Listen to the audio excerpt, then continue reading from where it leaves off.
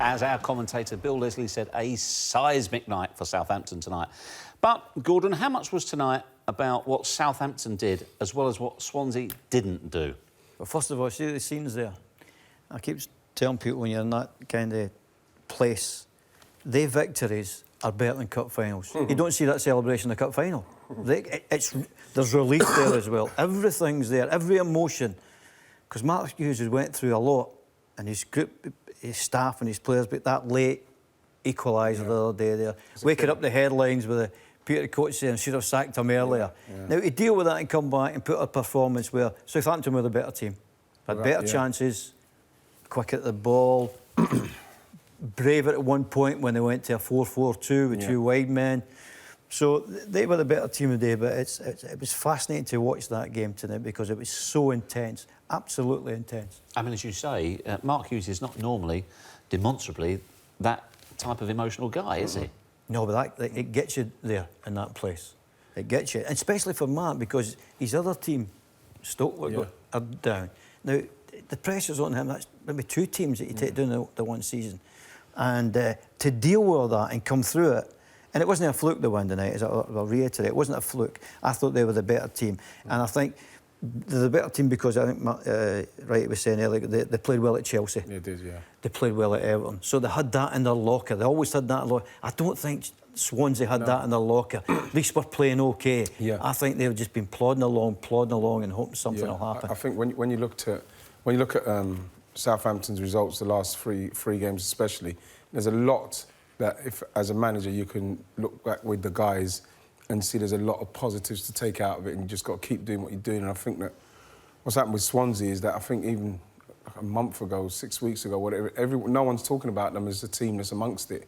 And I think that maybe, I'm not sure if they took their foot off the gas or what's happened, but they haven't seemed to be able to press on and finish games off and score goals and beat teams, and they've slowly got dragged back in it. And I thought today, playing against a team that, at home I should say, against a team that are right in it amongst it with them, they were poor. I thought Tammy Abraham should have started the game. I thought when he came on, he made a difference. You know, he had a couple of chances. He had a physical presence that they didn't have.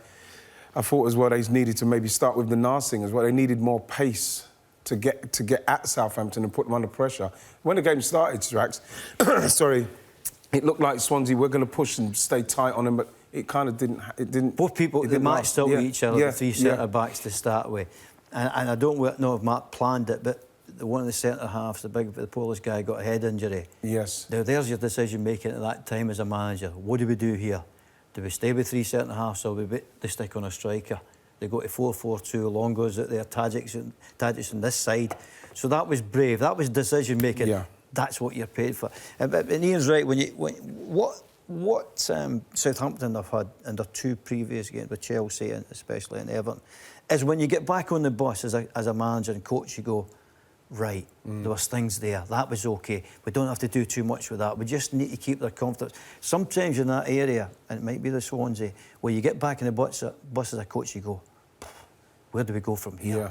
We didn't see much attacking. Nothing at all. There was no life about us, you know. Especially in the situation they're in. How much was tonight the difference between the winners and the losers about... How much was it, if you had to separate it, about ability, actual ability in the team, bravery and belief? Well, I think that when you look at... And confidence, mate. Yeah, I think when you look at Swansea's team, you know, you have to look at the Ayew brothers. I think they're pretty capable, them two, in respect of ability.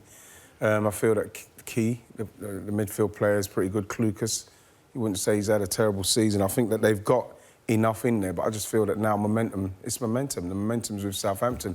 They've got all those things as well. But the only thing that's happened with Southampton, when you look at them, they have created a lot of chances this season. Their forwards haven't really fired this season.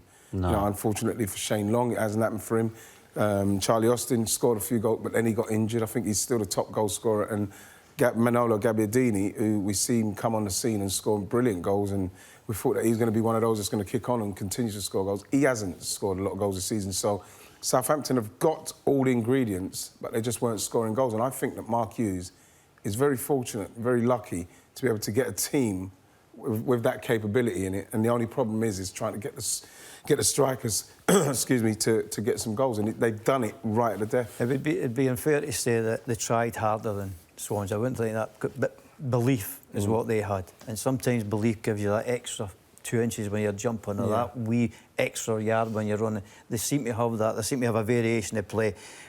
They also had a terrific player in Cedric. Yes. Who, if you look at his cross on Saturday, wonderful cross for Redmond to score. Yeah. And tonight, he was the focal part of all the attacks. They had that in their locker. And I also think that if you look at Austin, Charlotte, he had 4 shots on target, I think. Yeah. Good ones, snap ones. You know, one he could have had a better chance. One was a magnificent volley that the goalie made it look He had a easy. great header, remember that header? But I just see him as a forward being more at ease with himself than any forward that Swansea had. Yes. But also, I felt when it went near Charles, you think this could be a goal. When it went near any of the forwards of Swansea, I thought A presence. Yeah. A threat. yeah, but just the confidence in himself when it went near him, you think everything you hit seemed to be on target. Well, other guys, like Abraham, just at the end there, because he's kind of sclaff one away at the left, you know. Yeah. OK, let's hear from the man of the moment, Mark Hughes. At the beginning, it was just a case that we went in. You're never quite sure what you're going to find. So what did we have? We had 8 games to go, and if you looked at the fixtures that we had, they were really, really difficult. We've only had 2 games out of, I think, 5 of the games. 4 or 5 games away from home, so it was always going to be hard for us. And we were in a predicament, and we needed people to step up and show that they wanted to keep the club in the Premier League, and that's what they've done to a man. And really proud of them. I mean, you touched on it, Gordon. What a mixture of emotion it must be. By the way, playing away from home can help as well. Yeah. That can Relieve the help. pressure. It definitely, because you take that support along and they're with you. Well, they've had a few drinks or not, they just want to go for it. The home crowd, you can see the nerves in them all through the night. And it gets to players because they know how important that game is. I think at one point Southampton lost themselves in the enjoyment of the game because of when they scored. You would think this could be a nervous bit now. Yeah. No, they kept going. OK, so that's Southampton safe. Technically not, but they're safe, aren't they? That goal difference. I think so. They are safe. Those celebrations, they're not going to celebrate like that. No. You've only got to look at the goal difference. I think you see the way they celebrated after Bournemouth. Yeah. I think the confidence was in them from then. So, you know, Everton, you saw the way that goal went against Everton, and I think they would have been very unlucky with the way that went. But the fact is that they've been carrying the momentum into this game, and they would have fancied this game before they started. OK, so we are left with a straight fight between Huddersfield and Swansea to see who joins, or doesn't join, rather, Stoke and West Brom. Just 1 point required by Huddersfield. They play Chelsea away tomorrow night, then Arsenal at home on the final day. Where are they going to get that point from? Well, you have to say Chelsea, who look like they're hunting down Tottenham and Liverpool. Liverpool got massive fish to fry, so they've got things on their mind. And you have to look at Chelsea and feel that Chelsea are probably still way at it in respect of trying to get a result. They need to get a result. Arsenal, not so much now. It's a game that if you're at home and you're Huddersfield and Arsenal come, the one thing you can't do is take Arsenal for granted. You're going to have to play and put them under pressure to beat them. But if you don't do that, Arsenal can easily do a 4-5-0 on you. But I think that they will fancy their chances against getting something from Arsenal. Well, you say it'll be tough at Chelsea, but they just took a point off of the champions at Manchester City. Yeah, or is that unique circumstances? I think it was. I think Ian's been there, and fortunately we've been in times where you get the championship thing and the build-up before that when you're getting the trophy, because you've won it.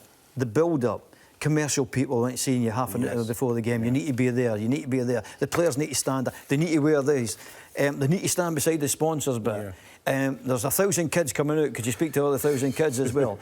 Everything's going on. Jeff Reeves wants to speak to you. Oh, no. It becomes... somebody else wants to speak to the players before it starts. So it can take your mind off the game. Yeah. That can happen. And saying that, you've still got to put in that gutsy performance. They done it well, you know, Huddersfield at City. They did it. They put it in strikes. Yeah. But I don't know if that's got to happen at Chelsea. Now, the thing is, you're saying to yourself, well, is it got to be a kind of... Could it be lucky? With Arsene Wenger leaving, the big song and dance about Arsene leaving, how big's that going to be? And saying that, Burnley, went along there and had a problem with it. Yeah. And they had the problem with it because they're 7th in the league and the whole thing. Yeah. Well, but what's... I mean, in some ways, though, did the Arsenal... Another thing we spoke about earlier, what team has Arsenal got to put out? Yeah. You know, what guys are now gone, maybe I get a bit tasty up here and I might want to go to the World Cup. And the subconscious, just these things, you know, because there's people pulling it already with, well, he's got an injury, he's not got an injury, that's it. It would be interesting to see the team they put out, Arsenal. But whatever team they put out, Huddersfield know exactly what they have to do. You know, they're fighting for their lives against an Arsenal team that haven't got any points away from home in 2018. Quick word on poor Darren Moore. Relegated tonight on the same day that he's named Manager of the Month. That's the cruel irony of football. Yeah. So, on the one hand, they have sympathy from many quarters, but what a fantastic job he's done. Yeah, he got the job when you could say that maybe the players... And to a certain extent, they've accepted maybe that they were going down and they've relaxed. He's come in and he said all the right things, Darren, you know, about being together and, you know, the whole club is fighting together. And what he's done, I think, is that he's stabilised the whole club and he's calmed the fans, and the fans have seen one of their own.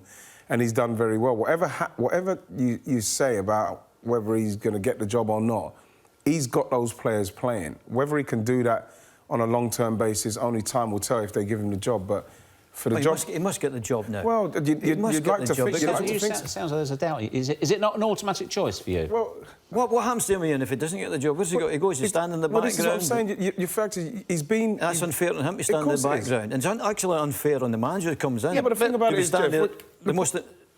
The guy with the best record in the last couple of years is standing right beside me. It's unfair on both. Yeah, but the owner of the club has got to make a decision long-term as to who will be the best choice for the club. But we're talking about somebody who's been there... How long's he been there? Forever and a day. He's got all the badges that's needed. He's been under Tony Pulis. They did not even give him a look in to let him... to see if he could stabilise before they brought someone else in. They literally... They went and got Alan Pardew, only had one win in I don't know how many games. They'd rather take that than give him a chance. You bring somebody in that position sometimes who's not got the respect of players in terms of a man and a coach, then that doesn't work. You don't get 11 points. They just put up with him. I just picked up because it sounds like you thought it's maybe not an automatic shoo-in that he should get the job. Well, if it was an automatic shoo-in, they would have at least seen what he's done, seen what he's about. Do you think he's an automatic shoo-in? Well, of course he is, because what he's done is he's won Manager of the Month. When's the last time that's happened for West Brom? He's done it in a time when, yes, they've gone down, but he's done it because he's got the players playing, they're scoring, they're winning games. The fact is if it was a shoo-in, they would have recognised, the people upstairs, whoever's in charge, would have recognised, hang on a minute, he's been the constant all the time. And he's obviously just kept his counsel. You know, next to Tony, next to Alan Pardew. How much input would he have had with Alan Pardew if, as soon as Alan Pardew's gone, the players can react like that when Darren Moore is there to be able to give Alan Pardew the advice? Did he take it? Was he allowed to give it? You know, I just think that the people, they stepped him over. There's more than just advice. Sometimes you get advice without any personality. It doesn't mean anything. Should they do it now? Should they do it before the end of this season? Give him the job? I think that he deserves to get a chance at it, without a doubt. He deserves a chance. He should have. When Tony. And he's also gone into a league, Ian, where he's played a lot of his games. Yeah, exactly. So he knows that league as well. Because sometimes fans want a foreign name. It's something different. It's that, and give us something. And he's did this and did that, and want to play cosmic football. He's shown he can get results in the Premier League, and he's done a lot of his work as a player in the Championship. So he knows what's going on there. The thing with it is that if they gave it to him straight after Pulis to see how he got on, the worst thing that can happen is already happened now. And now we're looking at if they gave it to him earlier, he could have saved them. Who knows? Who knows? Who knows? OK, well, we do know that Stoke have already gone. These were the scenes after their game against Crystal Palace when they went down. But already, the blame game has started. Today, the Coates family have said, OK, we accept that hindsight is a wonderful thing, but they've started to look back. An inquiry, a fairly wide-ranging inquiry, has already started, and the bullet points of that is that they know that a major overhaul is required. Maybe they were too loyal, they said. Should have sacked Mark Hughes sooner. Significant errors in the transfer market. The club lost its identity, and they need to regain that, and perhaps some of their core values too. Fairly, in many ways, very, very honest and fairly damning statement about the situation. In a way, if you're a Stoke fan, is that a positive to hear the owner say that? First of all, I think the owner's a first-class fellow, so I'm quite surprised he mentioned Mark. I think they could have just left Could that have said out. all that without mentioning him. You've done this whole thing without Mark. He maybe didn't say it maliciously. If something's not yeah. working right, he's saying maybe because we were too loyal, we hung on to it. It wasn't fair to us, it wasn't fair to We Mark. could have still made it out. If he's saying we were too loyal, we should have done it early. Didn't need to mention him because we could have worked that out ourselves. But, Okay. I like the thing with the core values because I think Burnley have got that. Yeah. Everybody goes along to that club, understands what it's all about, why you're here. This is how we play. This is the club. This is the history. Come along here. And I think Burnley is a team that they'll stay in the Premier League for a while. But if they did, and they proved it, that when they go back down, if they do go back down, I hope they don't, they're ready to go back up again because everybody in there has a core value. And it's recruitment about not only do you buy good players, but good people. I think that's what Burnley have done. They've got good people who understand the club, understand that that's what Burnley are all about. They're not about Champions League football and this and that. They're a fighting, hard-working club. Is that what Stoke lost, Gordon? Did they drift away? I think the word identity was key right. in that statement. I think, and fans, because every time you go to you guys interview people at the Superstore on a Monday night, why they're there on a Monday night, I'll never know, and say to them, what do you want? We want to go to the next level. I'm fed up hearing that, this mythical next level. There's only about 7 or 8 teams. But you can't say that. You've got to have ambition. No. Of course you can go up, but there has to be a reality behind your ambition. You cannot just go, right, we're 6, and I can give you facts and figures for this in the Premier League, that teams who get to 6th, 7th or 8th, suddenly the next again season go down there because people buy their players. The players are good. We'll take them off you. That's the problem. And the other problem is, to try and get... What's the point in Burnley now saying, right, we want to get 6? What's that get you? In Europa? But do you think they've got to get in the top 4? If Burnley, to get to the top 4, have to do it on the budget they're going now, because they cannot spend... Say if you give them 200 million, would that guarantee them the top 4? I don't know. But if they don't get the top 4 after spending 200 million, they're nearly finished as a club. Yeah. Because the 200 million plus wages will wipe you out. So you've got to understand where you are. OK, somebody will say Leicester. That was a freak. That is a freak. I think there's 7 or 8 clubs who should be saying, right, we can play the top 6 or whatever. Try with the FA Cup. The rest improve as Burnley have done. Go slowly about it. And if they improve next year to 6th, that's some going. But I would advise them, any club, not to go and shoot for the stars to get... Because they're not got the top 4. No. So why bankrupt yourself to get but it doesn't seem to have been a money issue at Stoke, Ian. It's also wrapped up with they changed their playing style. Yes. They changed the type of player they were buying, and the statement alludes to it as well. They changed the style's all right, but it's the man himself who makes a difference. The person himself. In a crisis, how do you react in a crisis? A top man will go, yeah, I'll take this on. Somebody there went, nah, I'll go and loan somewhere. I'm not coming to training. I won't want to do that. That's the man. They've probably got talent, but doesn't mean anything if you're not... He'll tell you he's played, but all the top players, and the top players, they've got something about them. Anytime, anywhere, will play. Well, I'm trying to think. One of the top managers said, never sign a player who's come from a higher level because he'll think he's doing you a favour. Well, you look at that, and I think that when you look at someone like Arnautovic, I thought he was perfect for Stoke. And when you see that someone like him, what he's done, he's left Stoke have gone, and he's gone to West Ham. You'd have to say the goals and what he's done for West Ham has saved West Ham. He's that kind of player. He's a top draw player for me, but you just don't get it consistently out of him. I think the same with someone like Shaqiri. I think you look at the players they've lost there as well. Yes, they have. Like you look at Walters, Bardsley, and Whelan. That would be a massive loss in that dressing room, as respect of 3 men, three guys that contribute. That's your core values. Exactly. Talking That's about. what he's talking about. As well, there, Ian. £3 million for John Walters. Yeah. Is that?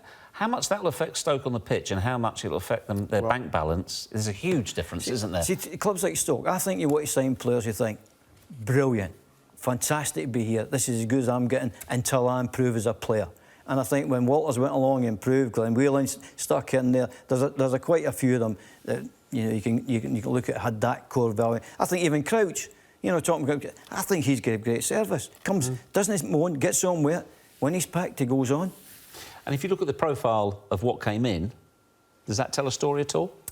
Well, you kept Dan Fletcher out of that right away because that's as good a pro as you're ever going to get. Yeah. Now, whether he played well or no, he's never got to be affected with. I think the people you look at, anybody around the you look at Kevin Vimmer, who he didn't really do too much at Spurs. For him to go for the 18 million to Stoke and not played, it seems crazy. You've got Berahino, who went there, and it's still, up to this day, he still hasn't scored a goal, and apparently he's been sent away from the training ground. Those are the things that's happening there. Bruno's Martin Indy, he's been in and out of it. It's just. And Mbula's not even on there. He's been loaned out. There was people before like Afellay who didn't want to train and disappeared, and other people on loan. Are they just not Stoke? And we're not picking on Stoke City. Are they just not Stoke City type of players? I think they try to change. But there's other clubs have had that as well. That type of player. So we're going back, and Graham Souness is one of our best pundits, and he'll sit and listen to people and then go, it's all about players. It's all about players, and not because players and the man himself. Because we were just talking just now, Brighton, it's not cosmic football. It's a 4-4-2. Do you know what they do? One drops back, it's 4-5-1 when they defend, and when they go forward, they attack. But they all work hard, and they all understand what Brighton's all about. We've just come up, join us if you want, but it's got to be right hard work. Yeah. And everybody I've seen, and it's not just foreign players we're talking. The foreign players have come in, but adapted it. The right people, the right mentality. It doesn't matter where you come from. It's the right mentality for that club. Yeah, and that's what Stoke obviously didn't do.